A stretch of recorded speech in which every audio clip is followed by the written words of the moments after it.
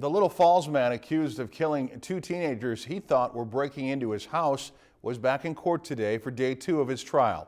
As our Scott Sheehan tells us, emotions were high as an audio surveillance recording was played.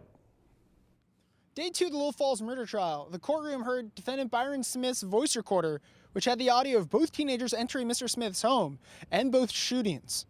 The court said they will not release any of the audio files until after the trial.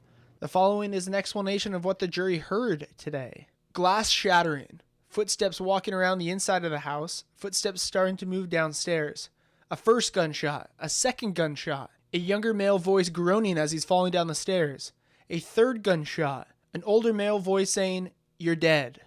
Investigators identified that as Mr. Smith's encounter with Nick Brady. After that, you heard what sounded like a man breathing heavily and the sound of a weapon being reloaded.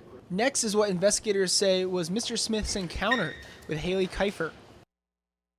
A similar sound of footsteps inside the house, footsteps going downstairs, a first gunshot, a male voice saying, "Oh, sorry about that," a female voice say, "Oh God," the sound of wrestling and footsteps, a second gunshot, a third gunshot, a male voice saying, "You're dying," expletive. The second part of the day, prosecutors had a forensic specialist detail the evidence investigators collected at Mr. Smith's house. The jury was shown pictures and diagrams of Mr. Smith's house, weapons, ammunition, and the deceased teenagers. The defense says this is an emotional trial for Byron Smith. You know, his life is on the line, and, you know, he's scared to death. He's never been in this process before, and he's doing as good as he can under the circumstances. A friend of Mr. Smith told us off camera that they weren't offered a plea deal, and a second-degree murder charge could carry up to 40 years in jail. In Little Falls, Scott Sheehan, Lakeland News.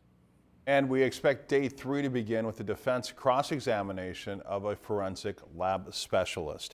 If you've enjoyed this segment of Lakeland News, please consider making a tax-deductible contribution to Lakeland Public Television.